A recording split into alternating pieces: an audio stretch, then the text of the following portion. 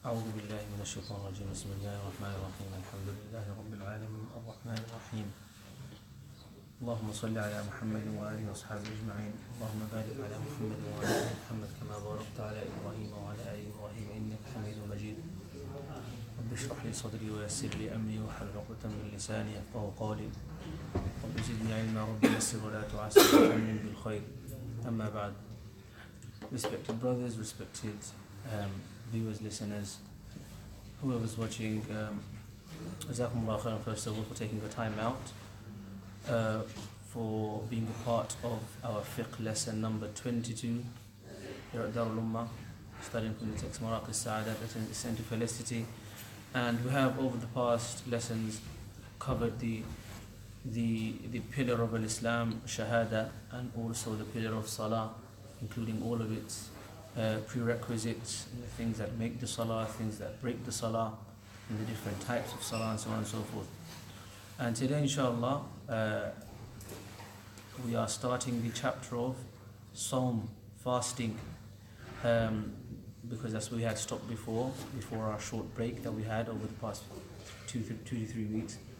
So, chapter of fasting, Sawm, and this text, page number 127. And so the author says, and the translation says, fasting. So the legal definition of fasting is to withhold from eating, drinking, and intercourse during daylight hours. So the legal definition of fasting, of Sawm, is to withhold, to stop, to prevent oneself from eating, drinking, and being with their partners during daylight hours, with an intention of fasting performed by one capable and required to do so. So this is the definition, this is what fasting or Sawm generally is. Its types are 7. There are 7 types of fast, or there are 7 categories of fasts, meaning a fast can be either fard, wajib, sunnah, mandub, makruh, tahriman, tahrimi, makruh tanzihi, depending on what day, when the fast is taking place. Its types are 7: obligatory, mandatory, sunnah, recommended, voluntary, prohibitively disliked, and mildly disliked. Number 1, obligatory fard. The fard fast is the fasting of Ramadan during the month, as well as making up or makeups of Ramadan. So it is fard, absolutely mandatory, absolutely compulsory. And every single person who is a Muslim adult and does not have a reason or an excuse not to fast must do the fasting of Ramadan. And also, if someone happens to miss the fasting of Ramadan, they must make it also up. So just like Ramadan, it is fard to fast in Ramadan, it is also fard to make up the fast of Ramadan. If someone for some reason misses it, forgetfully, because of jahiliyyah, because of ignorance, because of whatever the case, you must make up the fast of Ramadan. Obligatory fasts are fasting of Ramadan during the month, which is called ada. When you do a certain ibadah, certain act of worship in its due time, it's called ada. For example, Fajr, I have prayed it in its due time, it's called ada. Praying Fajr after its time is called qada. So ada, we say in Bangla, Fajr ada khurlisi, meaning ada, meaning I have performed it in its right time. Doing it outside of its time is called qada, as in you do something from the past. And so therefore, fasting Ramadan during the month, ada, as well as makeups, qada. Another type of fasting which is also fard, fasts of expiation, kafara, and vowed fasts. So now for example, if someone needs to do kafara meaning expiation, when you say for example do a grave sin, and now you need to, in order to get yourself forgiven from that sin, there are certain kafara fasts, and those kafara fasts are considered to be fard according to one opinion, and the other opinion is to say it's wajib. Okay, so kafara fast as well as vowed fast. So for example, someone says that I have vowed, I swear by Allah, or I vow that I will fast 23rd of February, 25th of June. I have vowed for the sake of Allah, I will fast that day. To carry out that fast, to do the fasting on that day, is considered to be fard according to one opinion and wajib according to the other. But either case, It means it's very important that when you make a promise to Allah, and when Allah requires you to do kafara for a certain action in fasts, that you carry it out. So the latter two, according to more apparent opposition, Azhar, in terms of strength. So it is saying to you that when it comes to kafara fasts and vowed fasts, it can be obligatory according to one opinion, fard, or it could be wajib according to the second opinion. But in any case, they are very important to do them, to do so. Whereas the Ramadan fast, there is no complication, there is no difference of opinion, it's fard in all cases. So that's the first type of fasting, fard fast. The second type of fast is wajib fast, mandatory fast. What is a wajib fast? Makeups of broken voluntary fasts. For example, I have decided that I will fast Monday, nafal, okay, mandub, whatever. I decided that I'm going to fast a certain day for the sake of Allah as extra worship. It's fine, you're allowed to do that. In fact, Mondays and Thursdays, we know the Prophet ﷺ used to fast on Mondays and Thursdays. So now, you don't have to do this. But you have made an intention and you have made a promise in your mind with Allah that I am going to start the fast of today. I have started the action. I have gone into the fast. Halfway through the day, you decide to break that fast. As far as the Hanafi legal position is concerned, if you break, even if it's a nafal fast, without an excuse, without a proper reasonable excuse, if you break a nafal fast, then you need to make that up. And to make it up is wajib.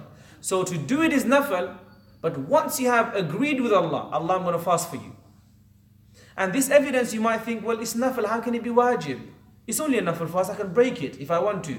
There are evidences behind this, and it's a valid and respected position. In the Quran, Allah says in Surah Muhammad, وَلَا تُبْطِلُوا أَعْمَالَكُمْ, that do not destroy your good deeds.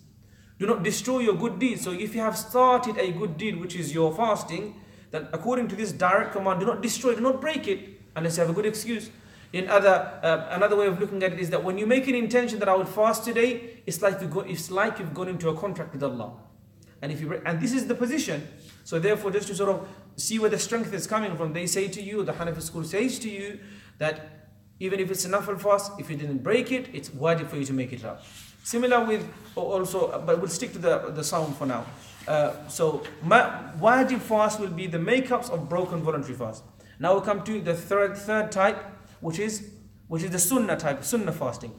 Sunnah fasting of the blessed Ashura, 10th of Muharram, we know that this is a sunnah, along with the 9th or 11th, because we know that Muharram fast, Ashura, you should be also Tasu'ah, or even the 11th day. So you need to combine it with another day, either the day before or the day after, to be different from the culture of the Jewish people. And Prophet Muhammad ﷺ, you know that historically this fast started when the Prophet ﷺ came to Madinatul Munawwara and he found that the Jewish people were fasting this day. And they said, why? Because Musa ﷺ was saved on that day. He said, well, we are more close to Musa in Tawheed, in his belief, and so on and so forth. And so therefore we'll also fast this day to celebrate, but with the command of Allah subhanahu wa ta'ala. But to be different, we'll fast the 9th and the 11th, or the 11th, to make it 2 days. Now we've covered fard, wajib, sunnah. Now we come to mandub, recommended fasting. Fasting 3 days of every month, the ayyamul bid, 13th, 14th and 15th of a month, of any lunar month, any Islamic month, if you like to call it, is considered to be mandub. Or Mondays and Thursdays, like some people, mashallah, fast Mondays and Thursdays, it's a very good habit. Or 6 days of Shawwal, yet spread out. So these are fasts of recommended fasts. So we have fard, wajib, sunnah, mandub. Okay, now we come to voluntary, nafal. Nafal is completely up to you. It's completely up to you. Any other day of fasting, as long as its reprehensibility is not established. Meaning, I can fast on any day if I want to, as long as there isn't something telling me from evidence, from Quran, from Sunnah, that don't fast on that day. For example, there are hadith that say not to single out Friday or Saturday. So I'm just going to fast on Fridays. Okay, because Friday is considered to be the Eid of the week, and there are hadith that say you shouldn't fast just Friday or just Saturday alone, unless it was, of course, a part of Ramadan, a part of your Shawwal, your Muharram fast, or something like that. But generally, someone just intentionally, just for the sake of it, wants to fast on Friday. So now this would be, to do that would be disliked. But generally, voluntary nafil fast is to fast any day. Wednesday, I want to fast on Wednesday, I can. As long as it does not coincide or it does not happen to be the same day as a day that's makruh to fast. Okay? And then we come to makruh tahriman or makruh tahrimi, prohibitively disliked. Fasting on any of the 2 days of Eid or days of Tashriq. Someone wants to fast on Eid al-Fitr day, not allowed. Someone wants to fast on Eid al-Adha day, not allowed. Someone wants to fast on the 3 days after Eid al-Adha, Ayyam al-Tashriq. Because we know the Eid, the big Eid, the 10th of Dhul Hijjah, as well as 11th, 12th and 13th, these are all considered to be Ayyam al-Tashriq, and therefore, and you're not allowed to fast on those days. And if someone did so, it would be makruh tahriman, it would be prohibitively disliked, which is very close to haram. Very close to haram. Mildly disliked, makruh tanzihan, to single out fasting on Saturdays or Friday or Nairuz or Mahrajan. These are days of Persian celebration. If someone says, I'm going to, to celebrate spring break or Easter holidays for the sake of that, just to collaborate with another faith or something else, a different aqidah, that would be not allowed. Or generally to single out Friday or Saturday. Okay, so now we've understood that fasting is 7 categories: fard, wajib, sunnah, okay, mandub, nafal, makruh tahriman, and makruh tanzihan or tanzihi. Now we come. All types of fasts require an intention. All types of fasts require an intention. So whichever fast you do, you have to have a niyyah for it. Now when that niyyah has to be the night before, on the day of the fast, this is where it's a bit different. We'll come to learn now. The following type of fast require an intention and specification of the type of fast, as well as that the intention be made up the previous night before Fajr, yet after Maghrib of the previous day. The following types of fasts, okay, require an intention and specification of the type of fasting you do. Is fard, for example, or wajib, for example, as well as that the intention be made previous night before Fajr, yet after Maghrib of the previous night. For example, on the second day of Ramadan, you came, you done your Tarawih yesterday, first Tarawih, you came, you done your first day of Sawm. And on that night, you want to make intention for the following fast, right? Now this intention that you want to do for the second day of fasting, you can't do it before Maghrib, because you're still in the previous fast then. So after Maghrib and before the Fajr. So, makeups qada for Ramadan. Makeups qada for Ramadan. So if someone wants to make up a fast that he missed in Ramadan, he needs to specify this from the night before. Okay, he needs to specify this from the night before, as well as he needs to make an intention that I am making up a fard Ramadan fast. This specification needs to be made. Makeups of voluntary fasts that are makeups for voluntary nafil fast that one invalidated. So if, for example, nafil fast, Thursday you wanted to fast, you invalidated it, you broke it because you, whatever reason, whatever invalid reason you had, and then now you want to make up for it, then you need to also make the intention for that beforehand. Fast of expiation, kafara. For kafara fast, you need to have an intention from the night before, and also you need to specify that this is for kafara. Unspecified vows, another mutlaq. So for example, you say, I will fast for the sake of Allah one day. You haven't said 25th of February or 25th of January. You just made it a general statement that I will, for the sake of Allah, I will fast. You haven't made a specific day. Now for this fast to be validated, to be accepted, to be valid, you need to make the intention for that from the night before. Now why is this only applicable to mutlaq, to open fast? Because if you specified the date, 25th, then that's already there, it's fixed. It's already fixed, khalas. But as for the unspecified one, you need to make a clear intention for it from the night before. The following types of fast require neither specification of the type of fast, nor that the intention be made up the previous night before Fajr. Rather, the intention may be made any time from the previous night until before Dahwatul Kubra, which is just before Zawal, just before the time before Dhuhr. So these types of fast, you do not need. Let's read that again. The following types of fast require neither specification of the type of fast, nor that the intention be made up the previous night before Fajr. Rather, that intention may be made any time from the previous night until Zawal, before Zawal, Dahwatul Kubra. What are they? Ramadan fast during the month itself. When you're in the month of Ramadan, as far as this legal position is concerned, even if you do not make the intention to fast Ramadan, that particular fast, the night before, and you woke up in the morning, and you made the intention, you carried on before Zuhr, before Zawal, or before Dahwatul Kubra, before the big duha, or the later part of the day, before midday basically, then that fast is accepted. Khalas, you don't have to have an intention from the night before. Because generally, when Ramadan comes, everyone is already in the mindset that I'm going to fast the whole month anyway. And so therefore, repeating an individual intention, even if it's done on the Ramadan day, is fine. Specified vows. So for example, you've said that I am going to fast the 25th of Dhul Qa'dah or Dhul Hijjah or Dhul Qa'dah, for example. Now these ones, they don't need an intention from the day before. If you wake up on that day, on the 25th of February, 25th of Dhul Qa'dah, Dhul Hijjah, whenever you specified that vow for, and you make the intention that day before the Dahwatul Kubra, is also fine. And voluntary fast. For example, on Monday, I woke up and I felt as though, Alhamdulillah, Sunday feast was quite good. I'm still feeling quite full. I'm not fully starving just yet. So why don't I just fast? It happens, right? So you're just before Zuhr time, around 11 o'clock, you thought, I'm still full. Maghrib just, it's 5-6 hours away. You can make the intention that day, and that fast would also be accepted. And we know the stories from the Prophet ﷺ when he asks his wife, is there any food? And she says no. And he says, well, then I'll fast that day. So this goes to show that even if you don't have the intention of the night before, as long as you make it before the Dhuhr time, is inshallah fine.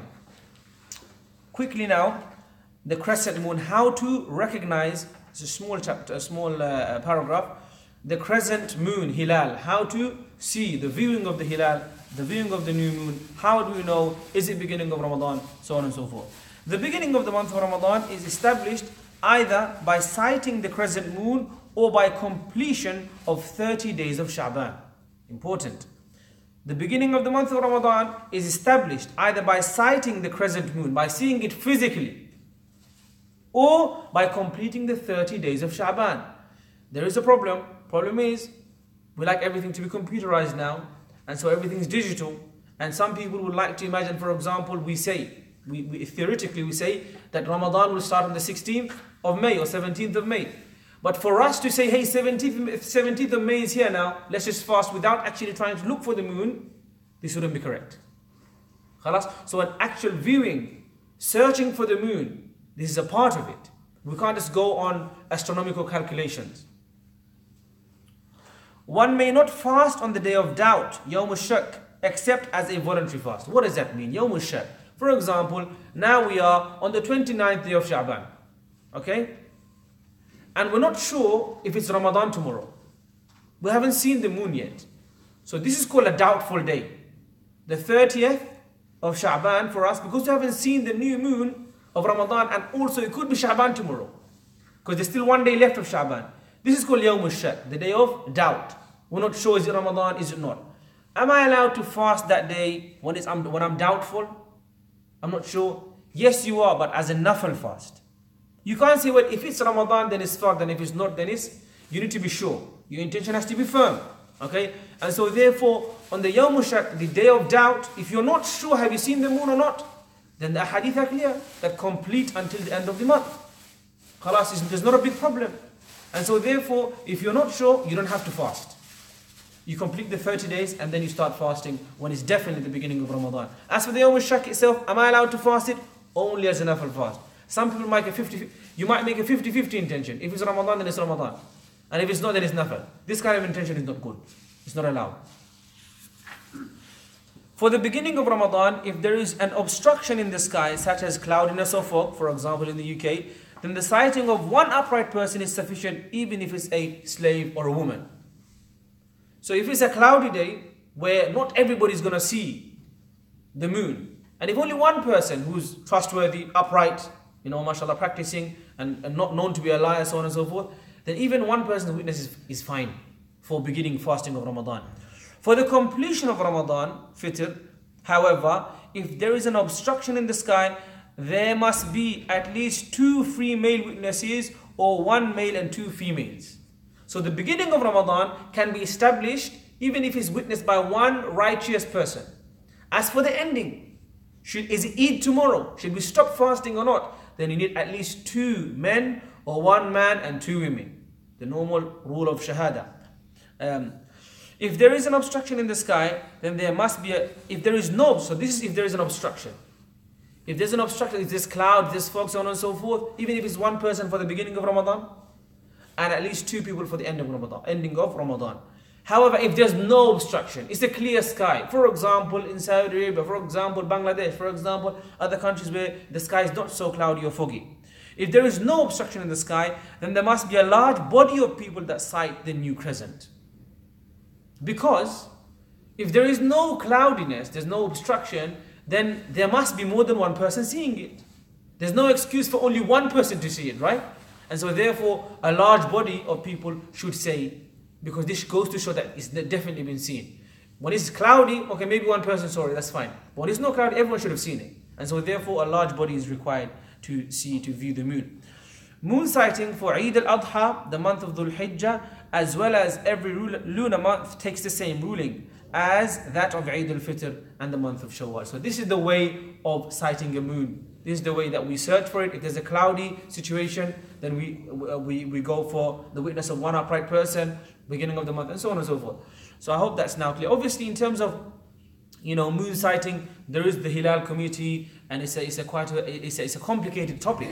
Because especially in the UK, and there's a debate of who should we follow when we can't see. Should we follow the closest country or the one that is most reliable, and so on and so forth. But generally we follow the Saudi Arabia when it comes to the month of Ramadan and the Eid and so on and so forth, which is completely fine and nothing to worry about, inshallah. And next part is things that invalidate the fast, and that's quite long, so we'll leave that for next lesson, inshallah. Does anybody have any questions? Any questions? Khalas? Okay. Jazakumullah khairan. Next lesson will be after Maghrib. Coming Thursday, lesson will be after Maghrib. Jazakumullah khairan. Subhanakallahumma ashhadu an la ilaha illa anta astaghfiruka wa atubu ilayk. Assalamu alaikum wa rahmatullahi wa barakatuh.